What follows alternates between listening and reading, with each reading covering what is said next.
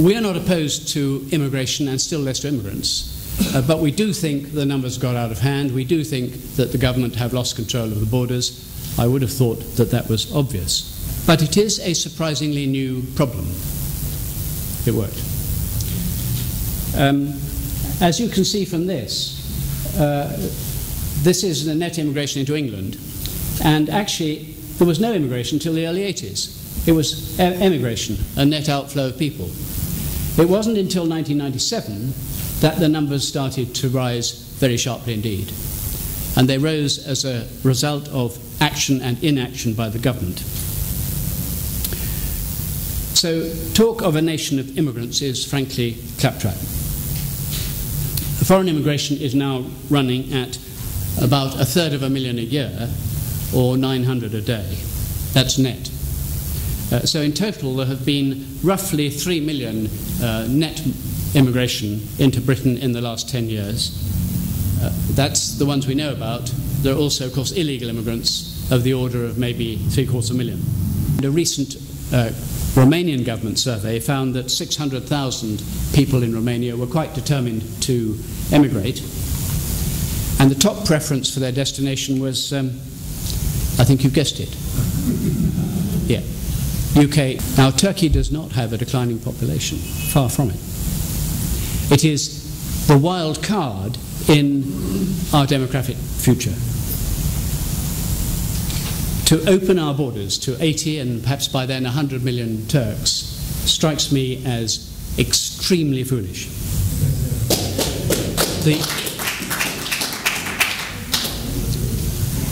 You've all heard the strategic arguments for including Turkey in the European Union. Well, I'm not here to talk about strategy and politics, but my own view of those arguments is that they are rubbish. But as usual, the government and the opposition are stone deaf when it comes to the I word. I think they need to wake up to the consequences of their timidity. The problem now is, of course, that the Commission wants to go further, quite apart from wanting to have greater unity with everything. They want to have not just minimum standards, they want common standards. Now, I would argue that EU membership poses some problems for immigration control, but they're not the only problems, and they're not the main ones. The main problem is the political feebleness that surrounds this subject. None of the three major parties will seriously address the issues, despite the widespread public concern. They are all bluffing. And if you look at their manifestos for the EU elections, you will see that they are, I have to watch my words here, extremely feeble. Because you see, Labour are bluffing when they talk about a tough Australian-based system. It's not tough, it's not Australian style, because the Australians start from a limit and select within it. So it's simply untrue. The Conservatives are bluffing with their talk about a cap on work permits, because work permits are only one small part of the problem. And the Liberal Democrats are bluffing with their attacks on illegal immigration and their total silence on all the key issues. What is needed, finally, is a clear policy objective, which is exactly what the House of Lords suggested. At the moment, I don't know whether you'll believe this or not, but at the moment, the number of people who come to this country is a kind of accidental result of hundreds of pages of immigration rules, not to speak of court judgments on asylum matters. It's an accidental result. There is no policy, the government have no policy on how many people they want to have in this country, and no policy on what population they want in this country. So if it goes from 60 to 70 to 80 million, well, that's unfortunate. It's amazing. So the first step is to have a policy. The second step is to split work permits from settlement. Then you cap the settlement, you tighten various other rules, and actually you get to what we want to see, which is balanced migration. So I rather hope, in conclusion, that the forthcoming EU elections will be an opportunity for the public to speak up loud and clear, so that the leaders of the major parties take note and take action. I think they need to do so soon if we're to be able to cope with the chaotic situation that they have allowed to develop, a situation which I think places at risk the future well-being of our society. We had the most eloquent exposition in the old-fashioned manner of actually looking at facts.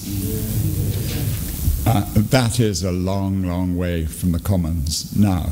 If your child went to a school in a local authority where there were 27 children and 24 of them spoke a different language, do you not feel that your child is not getting the opportunity to learn that we reasonably expect every child to have? Why, when you hear our very distinguished speakers' analysis, hasn't there been a revolt? Why isn't this central? It's one of two great issues that the public identify at the heart of debate in the Commons. That's the puzzle. Why? What's happened to our political processes? The determination of who may come here and on what grounds they may claim asylum is now no longer made ultimately in our legal courts. Our courts now are dependent courts. So that's that. Now what's happened in politics? We've had a peasants' revolt in the Commons, which is outrageous, isn't it, to think a supine body, I can't say this of the Lords, has now given over to the great struggle that is characterized our development as a democracy. All power to the Crown in Downing Street. I've seen romantic conservatives in the Commons who said, but the Queen shouldn't sign this. It's contrary to her coronation oath. And although that may be so, there is a coronation oath. The fact remains, the Crown isn't at that end of the mall.